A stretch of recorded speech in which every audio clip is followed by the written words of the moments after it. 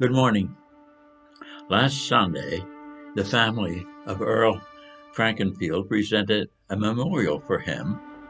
He'd passed on February the 6th. This morning, we'll take a few snapshots into his life as part of our community and church. Frankenfield had not been a Mennonite name, but Earl's father, Raymond, had liked his Mennonite neighbors from the Plains congregation near Lansdale, and he married one of them, Edna Durstein, on a Durstein farm on what was then a dirt road, now called Durstein Road. Earl and Pearl, his twin sister, were born in 1923. He joined the Future Farmers of America in high school, but he stayed only as long as he had to, leaving as soon as he turned 16, early in his sophomore year. There was a revival series at Plains Church by a Mennonite preacher from York County, and Earl and 28 others joined after that series. The same thing happened at Salford when his future wife, Susan, after an evangelistic series, joined with a very large class. He became a truck driver before he was 20.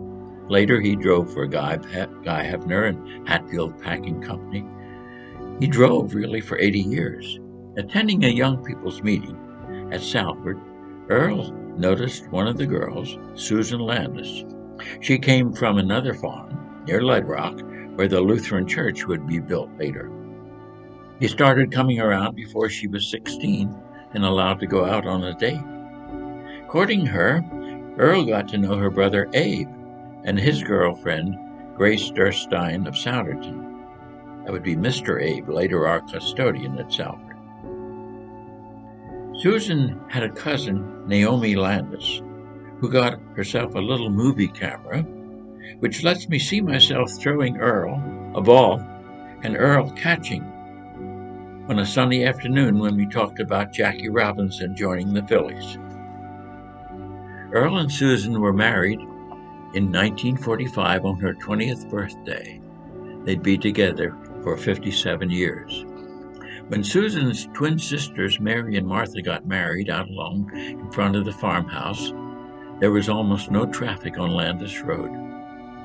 Rod Durstein's father, Sam, was the first tenor, and Earl, second tenor in the quartet that sang. Earl himself even sang a solo. Earl joined Salford, where they could still sing in those days, Gott ist die Liebe. But in 1951, there was a new sensation in the community. The Brunk tent meetings. Everybody went, even Ray and Roy Yoder.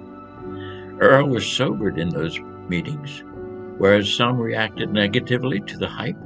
Earl spiritually rebooted, and it was noticed in the Landis clan. Howard Clemmer, the shoemaker, for instance, was quite impressed. He at first did not like the Brunk meetings, but when one of the young converts came and confessed that it was he who had been shooting Howard's light out in front of the shoemaker shop, Howard thought there might be more to it than he thought.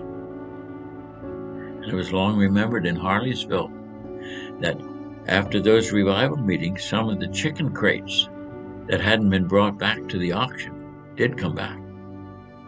At Salford, there were many confessions and testimonies. And after that, Earl was a part of the spiritual life of the congregation as his young family grew up. He was a tenor in the Salford Men's Quartet and in the another one called the Life with God Quartet on the radio. Really, men's quartets were the sound of music in our area in the 40s, 50s, and 60s. Salford built a house for a poor family on Maple Avenue, and when that family moved out, leaving it as a shell with a foot of water in the basement, Earl and Susan brought their young family in there. That's where they would spend the next half century.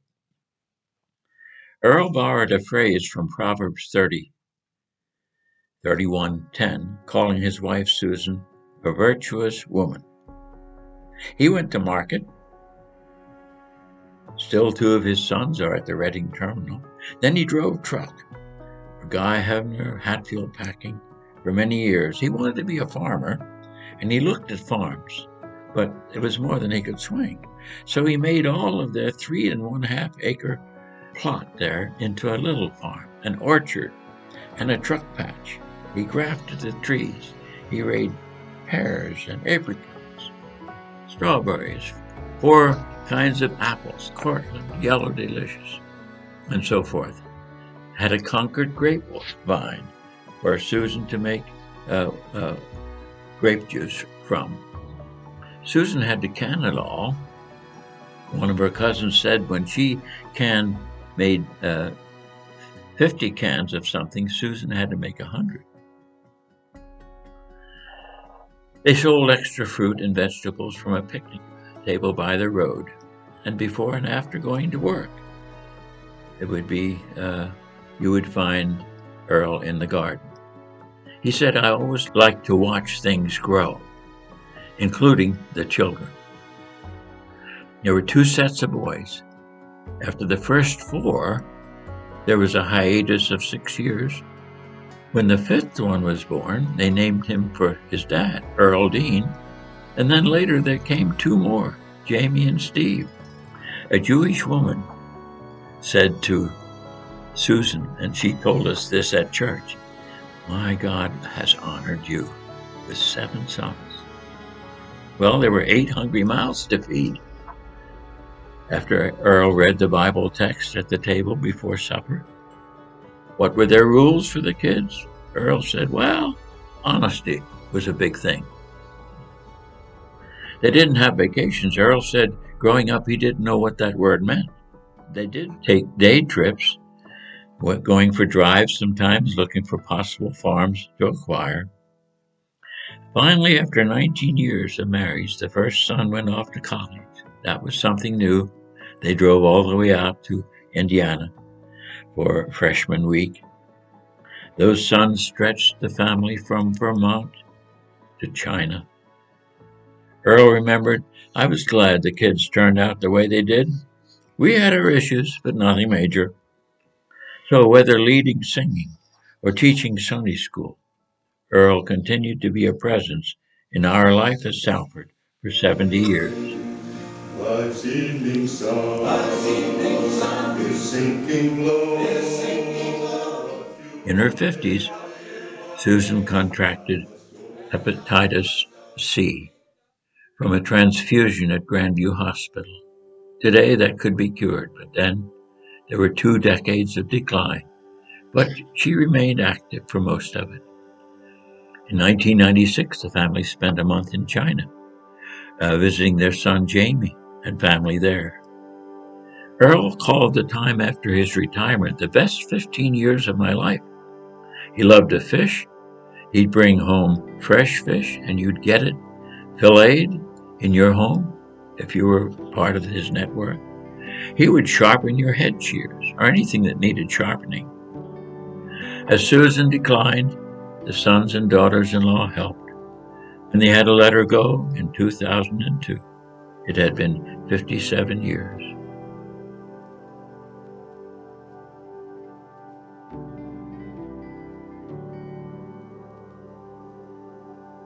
In 2003, attending hospice discussions at Grandview, Earl was asked to provide transportation for a woman also coming, living a street over from Maple Avenue at the Peter Becker community. Irene Maiden and her husband, who had also been a truck driver, had retired there from Roxborough to a cottage at Peter Becker. They attended Christ Reformed Church at Mainland. Earl and his passenger Irene hit it off so well that in 2004 they were married, and they would visit each other's church. Earl said, I still like to make things with wood. He was the last in our congregation to do some of the old things, but it was harder and harder to find anyone who would appreciate hickory nuts, even after he had patiently shelled them. And we would find some of them in our box at Salford every Christmas. Of his 7 sons, he remarked, they've all done well. John, Gerald, Dave, Dale, Dean, Jamie, and Steve. And though he loved old things, he didn't worship the past.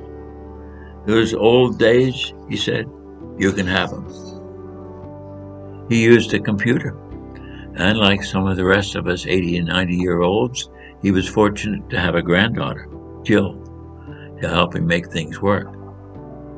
He lost one of the sons, and a daughter-in-law, Jane, lived long enough to wear a mask and have a birthday party via Zoom.